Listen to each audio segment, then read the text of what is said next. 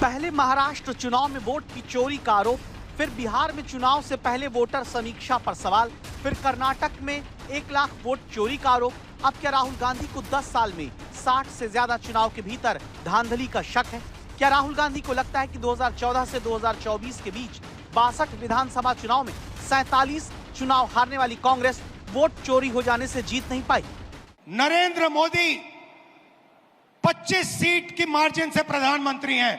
25 seat वो 35,000 या कम वोटों से जीते हैं। अगर हमें इलेक्ट्रॉनिक डेटा मिल जाए, हम साबित कर देंगे कि हिंदुस्तान का प्रधानमंत्री चोरी करके प्रधानमंत्री बना है। पूरे देश को यह सवाल पूछना चाहिए कि इलेक्शन कमीशन इलेक्ट्रॉनिक डेटा और वीडियोग्राफी क्यों नहीं दे रहा है। मैं आपसे अब कह रहा हूं 100% सबूत के साथ कि लोकसभा में भी आपसे चोरी की गई है और इलेक्शन कमीशन को एकदम हिंदुस्तान की सारी इलेक्ट्रॉनिक वोटर लिस्ट पिछले 10 साल की हमें दे देनी चाहिए।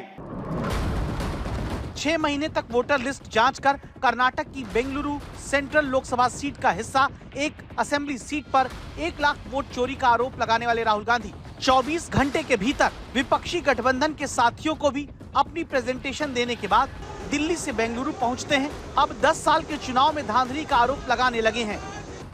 चुनाव आयोग से हम वोटर लिस्ट मांगते थे, electronic soft copy voter list की मांगते थे, वो मना कर देते। वीडियोग्राफी मांगी, उन्होंने नहीं दी और फिर कानून बदल दिया और फिर कहा कि 45 दिन के अंदर 45 दिन के बाद वीडियोग्राफी को खत्म कर देना चाहिए, डिस्ट्रॉय कर देना चाहिए। और आपने मेरा कल प्रेस कॉन्फ्रेंस देखा होगा, उसमें हमने 100% साबित कर दिया है कि इलेक्शन कमीशन और बीजेपी ने मिलकर आपसे कर्नाटका से लोकसभा चुराई है। राहुल गांधी 5 सवाल पूछते हैं। पहला, विपक्ष को डिजिटल वोटर लिस्ट क्यों नहीं मिल रही?